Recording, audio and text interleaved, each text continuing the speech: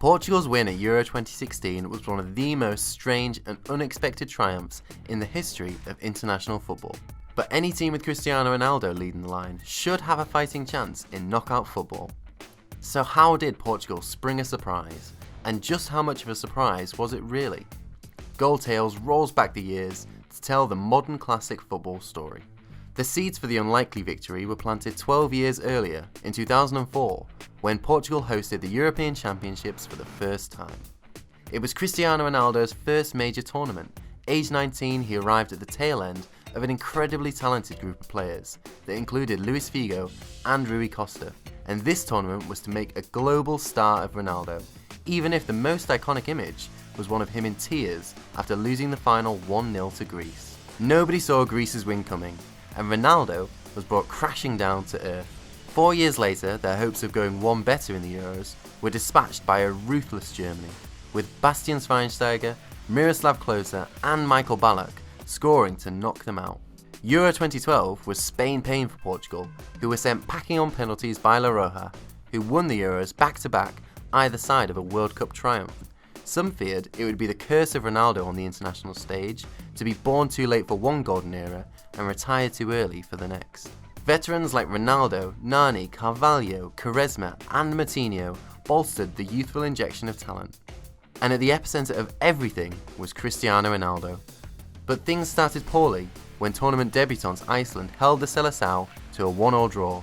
Ronaldo lashed out after the match by claiming Iceland had a small mentality for their defensive setup.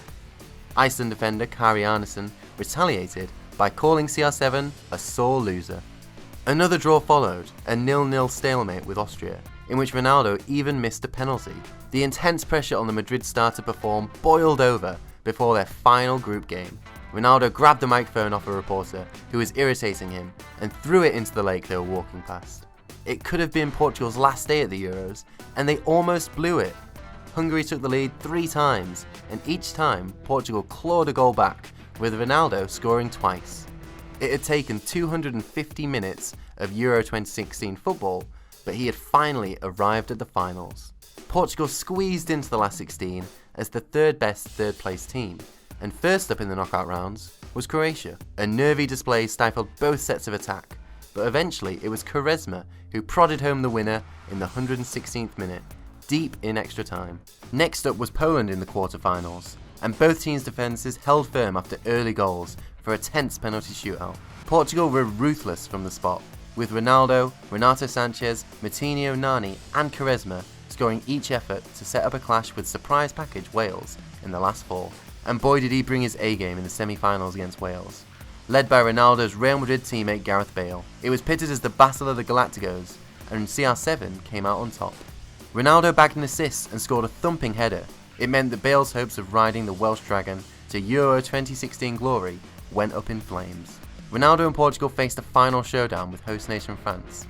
The finals were all set up to be theirs and Antoine Griezmann's, who had scored in every knockout game for Les Bleus until the final. Ronaldo had other ideas. But those ideas were thrown into disarray when an injury picked up early in the game forced him off in tears after just 25 minutes. Portugal's talisman could only watch from the sidelines. 12 years after Ronaldo left the Euros final in tears, he did it again. The game went into extra time. Ronaldo was alongside Portugal coach Fernando Santos on the sidelines, gesticulating wildly with tactics and motivation, willing on his teammates to do the unexpected. And boy did the winning goal come from an unexpected place. Ida, a late substitute, a striker with 13 Premier League appearances and 0 goals to show for them, rifled low into the back of the net from 25 yards. Ronaldo's tears turned to tears of joy, and his Portugal heroes lifted the Euros trophy aloft to win the country's first bit of silverware and mark their names in European football history.